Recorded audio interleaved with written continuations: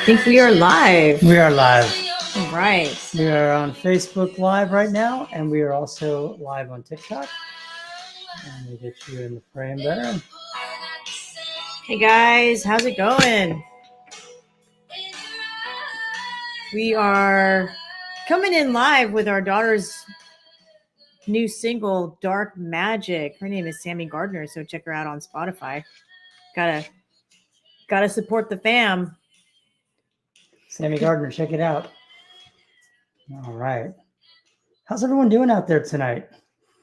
Thank you for joining us. My name is John Gardner. This is my wife and law partner, Radlin Mendoza. How's it going, guys? I'm going to be sharing this with some other pages. So we are the immigration law firm, Gardner and Mendoza, and we come to you almost every Wednesday night from 8 o'clock to 9 o'clock to give you immigration updates and to field any questions that you may have.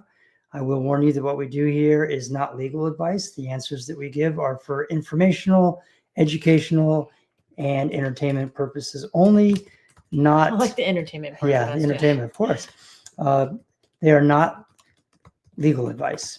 One thing I also want to give you a heads up. We have a hard break tonight at 8:30, so I apologize, but we have a prior engagement that we can't miss, and so we will be cutting out early tonight at 8:30. And then we also will not be here on Christmas Eve, December 24th, and we also won't be here on New Year's Eve, December 31st. And we will definitely be back, though, on January 7th from 8 to 9. And we're going to try to schedule something between now and January 7th. Won't be on a Wednesday night because those are Christmas Eve and New Year's Eve, but we will try to get something scheduled. Maybe on a Monday night. 29th, I think. Maybe if you have any thoughts on that, you can weigh in what you think is a good night. We were thinking a Monday night, but just we used to do it on Mondays. Yeah, we did used to do it on Mondays. So just let us know. And again, if you have a question, make sure you get it in. I want to say hi to everyone on TikTok. Facebook Live is the main platform here. TikTok, though, really brings the questions. And so I want to make sure that we focus on those questions. Make sure that you get your questions in, and they are already loading up on TikTok. Yeah, here we go. Rock and roll. Per usual. Got 30 minutes. We're going to go rapid fire tonight. Yeah, I was going to talk about this legislation, but I'm going to skip it only because it's a bill. It only passed the House. It involves unaccompanied minors. It's a pretty narrow group, and it hasn't even gone to the Senate yet. So, rather than eat up time talking about that, I'll wait to see if the legislation advances farther down the road. And if it looks like it's going to become an actual law, then we'll talk about it more then. Okay. In the meantime, I think since we only have 30 minutes, maybe we should just get straight to the questions. Straight to it. Let's get straight to it. Straight to the questions. And we have one already here on Facebook Live from CD. Wants to know, said, I received an RFE. I submitted back to USCIS. How long to get answer back from them? So for those of you who don't know, RFE is a request for evidence. Yeah. So, I think it really depends on the type of RFE it is and what the request was. But now, it like I said, it depends. You can get a quick approval within a few weeks, and sometimes it can take even longer than that. So I would say 60 days, and sometimes it even can take longer than that. It really just depends on supervisors on hand to review it. If the officer needs a supervisor to review that RFE response. And guys, it can be all over the place. So City, be patient, and I hope that you get it pretty quickly. But very, very good question. How long is it going to take for USCIS to respond to the RFE? Okay, so smiley face here, and this is the bans and partial bans. This is new, and so we are still digesting it. But smiley face wants to know: does a partial travel ban affect a U.S. citizen spouse with a DQ case at NVC?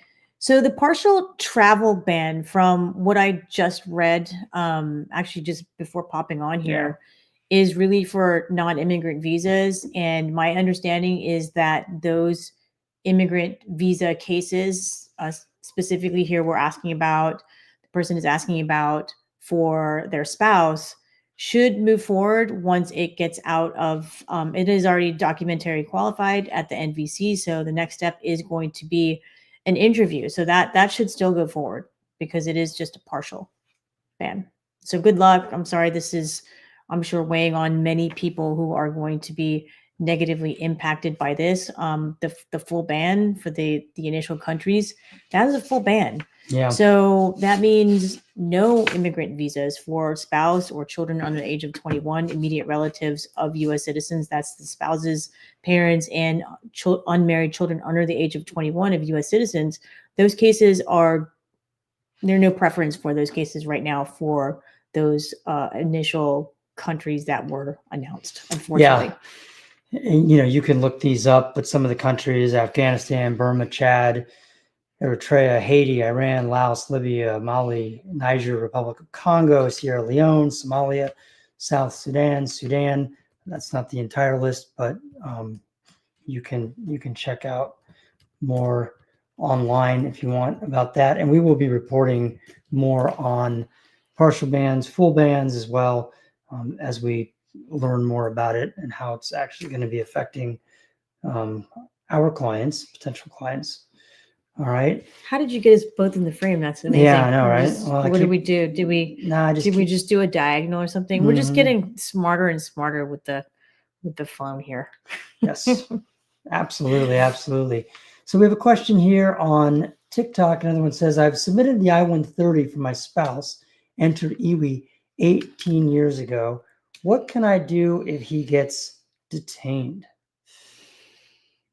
Okay, so submitted an I-130. So an I-130 is the petition for the relative, and here the relative is the spouse. The spouse entered the United States without inspection, so the person did not have a proper visa or a border crossing card or any entry document, and that person was also not inspected by anyone from the United States Customs and Border Protection. So entered without inspection. So the I-130 petition is that first step, and perhaps this person who's writing this question is pursuing provisional waiver.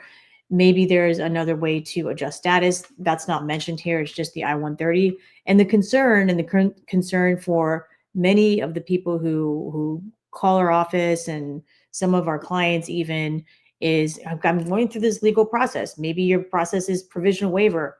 What if my spouse gets arrested and detained? First thing I want to say is, I'm glad you're asking this question right now. So everyone who may be under these circumstances and everyone who's in the United States who entered without inspection and is otherwise undocumented should be asking this question and should be taking preparatory steps in the event that this worst case scenario happens to you.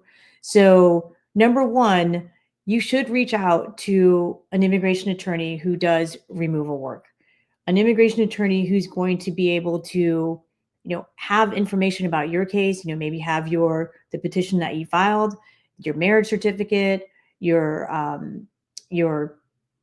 proof of U.S. citizenship, proof of your bona fide marriage, is something, your whole case, basically your whole I-130, and get a relationship with an attorney who is willing to be that person on call for you in the case of this worst case scenario. So the step number one is your husband, your spouse should call you, right? Your spouse, if detained and they have an opportunity to call, should call you, should not call the attorney, because you are going to be more likely to answer than the immigration lawyer or any lawyer. And that's not saying anything about lawyers. Lawyers are in court. Lawyers are meeting with clients. And sometimes they're not easily pulled to the phone, even when there is a jail call. So the first call should be to a family member, number one, and then you will get in contact with your attorney. And with the information that your attorney has, they will, if there's a no bond situation with ICE, then your attorney can request that bond be redetermined with ICE. And if they say no still, then filing a bond redetermination with the immigration judge. So those are the preliminary steps, but really it's, well, the actual steps to take if your spouse gets arrested, but really the steps should be taken now. The steps should be taken now to make sure that you have a power of attorney for your spouse in the event that they get detained, and you're able to, sell property, get into a joint bank account. Well, a joint bank account you should still be able to get into a bank account, take care of their other finances, cars, any other real property that they might have. Power of attorney, that's one thing. And if both of the parents are undocumented, and that's pretty common, then both parents need to have that document, the power of attorney, and you guys need to name an attorney, in fact, who's going to be able to do this for you, someone that who you trust, of course. And you can speak a little bit more about the power of attorney. And I know that's not the question, but it's something that absolutely should be done. Yeah, no, that's all great advice, because Radlin's right. Getting the bond is going to be your first priority. Trying to get out of custody. The power of attorney is a great idea, and you can draft a power of attorney. You can have an attorney draft a power of attorney that will be triggered only by an ICE detention. So if you're worried about giving somebody access to all your bank accounts and everything, this power of attorney would only come into effect and only have any force if you are in fact detained. You may also want to consider, if you have children and you're both undocumented, having a standby guardianship, similar document. And this would basically set forth, in the event that it would be triggered by your ICE detention, and it would set forth who is going to have custody and control, not total legal custody, but temporary custody of your children in the event that you're detained and aren't able to get out quickly. And I would also include, when you do that, whoever it is that you give this guardianship to temporarily, I would also give them all the information that they're going to need. And by that, I mean the names of doctors, schools, medications the kids may take, all that kind of information. So they're not just trying to find all this out. All right. Planning here is really important if this is something you're concerned about. And, there's this statistic that the majority of Americans in the United States don't have, an emergency $1,000, right? If they had to come up with $1,000, they couldn't do it. So one other thing that I would like to stress is saving for a worst case scenario, right? I know that's it's like kind of saving for a new roof, right? It's not exciting. You're not able to use your money in the way that you want to, perhaps, but it's going to be costly. It's going to be costly to have an immigration attorney go and try to get a bond for your spouse if they get detained. It's going to be costly if the attorney has to file a habeas petition with the federal court if bond is denied, right? So save money, tap into family members. I mean, if they know the situation, I wouldn't go off and start telling all your friends that, you're collecting money for worst case scenario for your undocumented spouse. Wouldn't do that, but absolutely try to save money. So hopefully that question was answered, and that is helpful. Is that not charging properly? It is not. That blue one may work there. Yeah, that's really good practical advice, is to make sure that you have some funds available. Because Radlin's right. You're gonna, if you find yourself in this horrible situation, Oh, that's the wrong charger. then you are definitely going to want to be able to move quickly, and you're going to want to have these documents in place, and you're going to want to have the money, because you're going to need to hire counsel, and they're going to charge you, of course, and they're going to need some money up front to do it. So if you're worried about this, and those of you who are, you know who you are, and you know what the risk is. Definitely plan. I mean, if you never need it, then great. But it's better to be prepared for sure. Absolutely. And CT here, who answered the question earlier, said, "Thank you. You're You very are welcome. very, very welcome." Okay. So Valen has a question. Having a small business might help with the process. I'm not sure if you put it in a little bit more context, Valen, maybe we'll be able to answer that a little bit better. Go ahead and pop that up there. And because we're going to do rapid fire, we only have, Yeah. let's see, 14 minutes left. Yeah. And, the phone's about to die. Yeah. But, I think but we'll, that's I think not we'll the make it. but that's not the reason. We hard stop at 8:30. Yeah.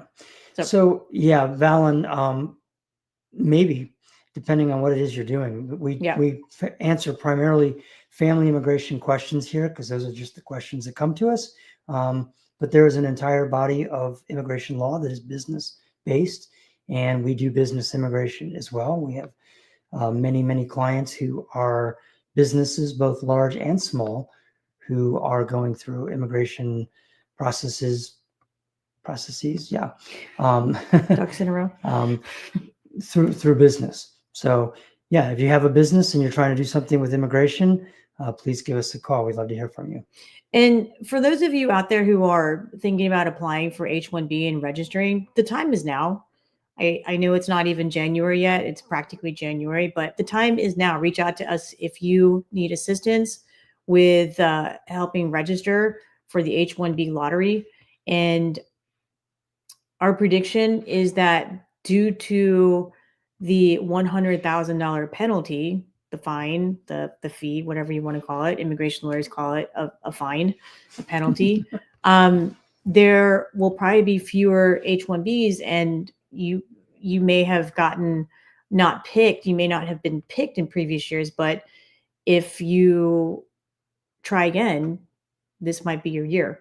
So that is a silver lining for those who have maybe a smaller pool of applicants. That's true. Right. Okay. Next question. Next question is there a limit to apply for VAWA? So there is no numerical limit to apply for a VAWA. If you have, a situation where you think you might be eligible for a VAWA, there is no numerical limit. So yeah, she's clarified a time limit. Oh, yes, there is a time limit. So if you are still married to your U.S. citizen spouse, you can file VAWA. If you are divorced from your U.S. citizen spouse, then you only have 2 years after the divorce to apply for VAWA. All right. Smiley face said, "Thank you." You're welcome. You're very welcome, Smiley face. Y wants to know, how long is the process for a fiance visa? Thank you. And we always try to look up the processing times right before the live, just to get the newest information for you, the most recent information for you. So just looked it up, 10 months. 10 months for the I-129F. And this is when I looked at the 10 months and I said, if somebody asked for processing times for a fiance visa, I'm going to say 10 months. But I always say that is the very first step of the process. So you can't expect your fiance to be in the United States in 10 months after you file your I-129F. You can expect your I-129F to be approved in that 10-month mark, but there's still a lot more work to be done, right? So USCIS then has to transfer that I-129F petition to NVC. That usually takes about 60 days. And then there you have to complete the State Department application, DS 160, pay the fee bill, pay the bills there, and make sure that whatever NVC is asking you, you're uploading. And then there's another maybe 30 days before it gets transferred, and then you get scheduled for the interview. So, I mean, it's more like 12, 13 months, if you're lucky, that your fiance is going to come through the airport and, run into your arms. It's not going to be 10 months. It's more like 13, 14 months. And then once your fiance gets here, of course, you have to get married within 90 days. And that green card application can take up to 2 years after you file it. So it's a long process from I-129F to lawful permanent residency. It's actually longer than an immigrant visa petition, but the positive side of the fiancé visa is that your fiancé will be in the United States with you faster, most likely, than if you had gotten married and filed the immigrant visa. That is what I'm saying right now on what is the day today? December 17th, 2025. I was wrong when I said this February of 2020 when fiance visas were completely shut down during COVID. Right. But All right. And remember, not legal advice. not legal advice. That is correct. Yeah, we're not Did allowed did I give legal advice? No, Okay. I'm reminding everybody that these Right. answers are not legal advice. The Virginia State Bar does not allow us to do that on a TikTok or live like this. You have to be a client of ours to get legal advice. Jordan 876 wants to know, is it safe to travel home on advanced parole for a week? Well, we get a lot don't of we always get we get a travel lot of travel questions. questions. We don't tell people that they can travel or that they can't travel. So, I mean, we would have to we look at that on a case by case basis. If you have an attorney and you've asked your attorney and they've looked at your full immigration history and they feel like, okay, yeah, you can travel on your advanced parole, then listen to your lawyer. Um, it's just too dicey, right? For us to we never answer travel questions. Even when people have advanced parole, so many of our clients have advanced parole because and yes, when we talk to them, we see their case, we look at their facts, they have no criminal record history that could potentially make them inadmissible to the United States. Or maybe they do, and we're planning on filing a waiver with their adjustment. I mean, there's just so many different factors, but I would say check back with your attorney to just ask that question and just make sure. Yeah.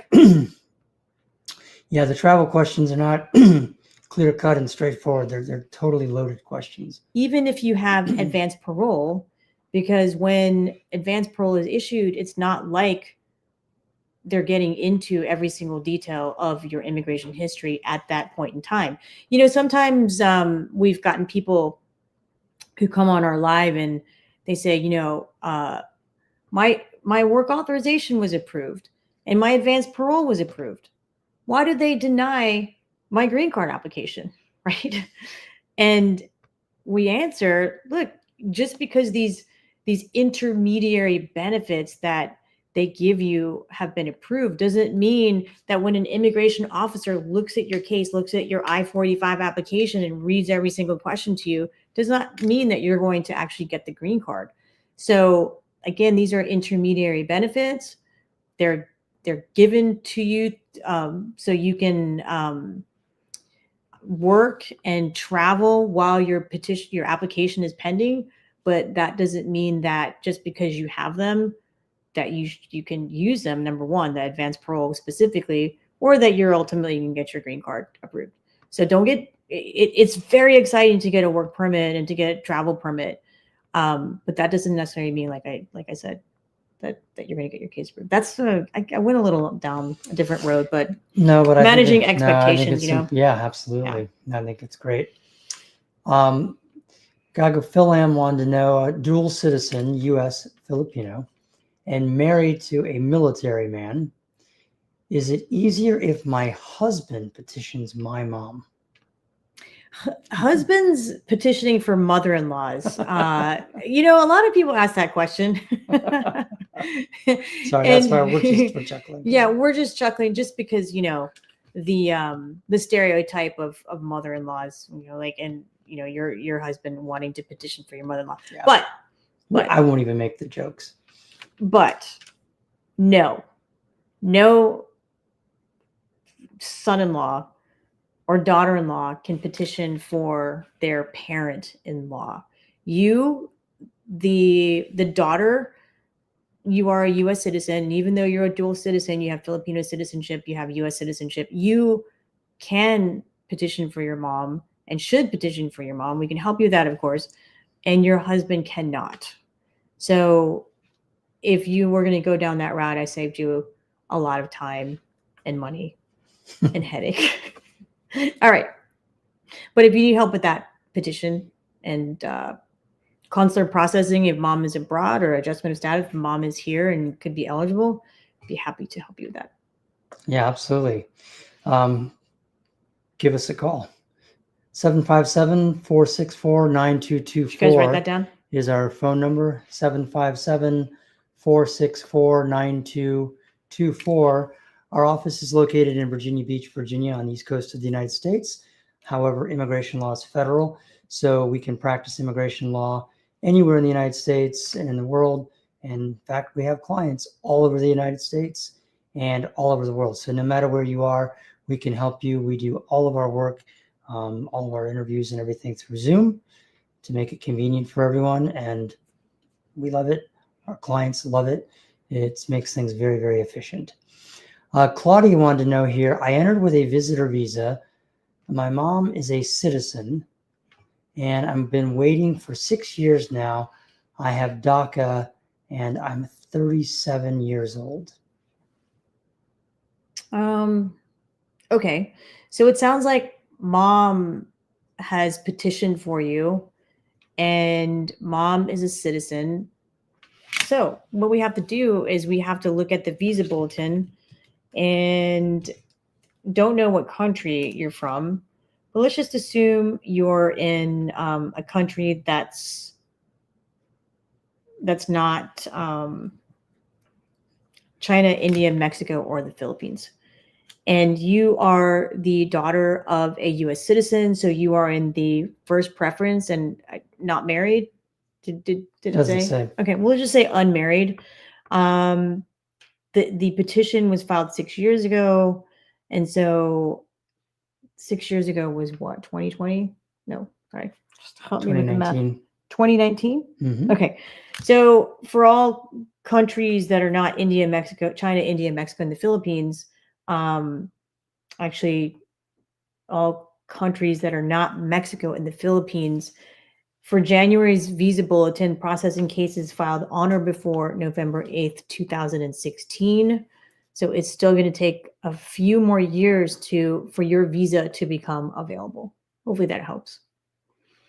And then the other question is, are you eligible to adjust status? Probably. I mean, it's not going to say probably not. I don't know enough information. But that's something to look into, as well as, what's the next step? You have the I-130 petition approved and waiting for a visa. You have been in the United States. You're on DACA. Can you consular process? Can you adjust your status? If you don't have an attorney at that point in time, or you may even want to talk to one sooner, you got to figure out what the next steps are when that visa does become available. Can you consular process? Can you adjust your status? Okay, we'll jump back to Facebook here for a minute. Liliana has a question. My case went from weeks to now back to 16 months for a decision. Yes, that happens. And, if you're in your USCIS account, those times are jumping all over the place. If you want to follow the time frame, I just wouldn't do it from the times that are showing up on your USCIS account and any type of pings that you're getting from USCIS, because the official is at uscis.gov and they're processing times there, and that's what we go by. And our clients tell us this all the time.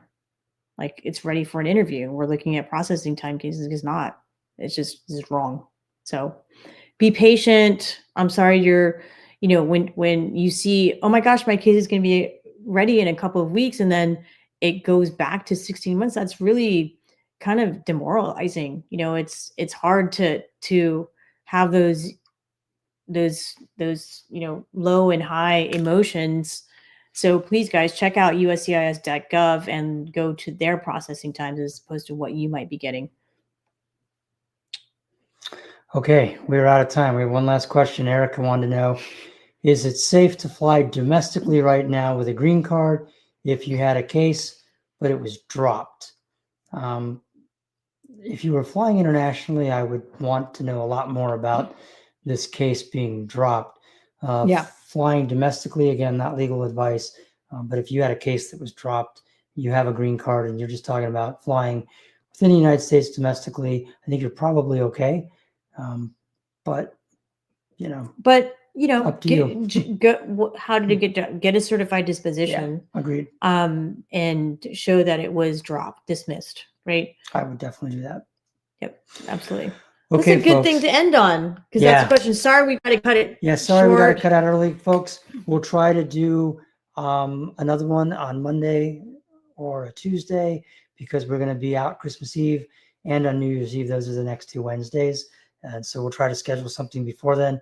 I apologize. We have like over 100 questions on TikTok. That we Whoa, didn't get how to. can you tell? Right down there. Oh, yeah, okay. Yeah. I can't see. So sadly, we got to go. All right. Sorry, Well, folks. hold on a second. Really quickly. Happy holidays to you guys. Yes. We hope that you have a wonderful time with your families. And if you are away from your family because you came to the United States and you're not with them, that's very common.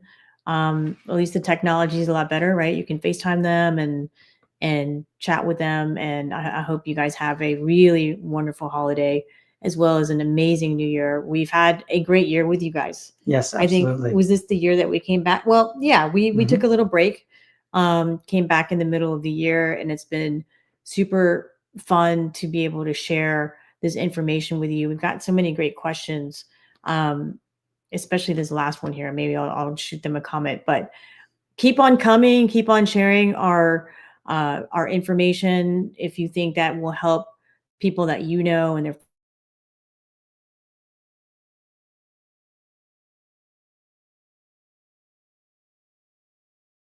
the gift of immigration, right? Immigration representation, whether it's getting help from us in filing a petition for a family member, or for you, if you want to apply for U.S. citizenship, the best gift that you can give yourself. So, absolutely. You all can right, write our guys. contact information down, wrap it up, and give it to your loved ones. That's right. Okay. All right, guys. Folks, we got to Take roll. care. We're going to go out on Happy holidays. another song by our daughter, Sammy. This is our exit song. All right. Everyone Exit song. Take care, everyone. Bye, guys. Thank you. Enjoy yourselves. Have a good holiday.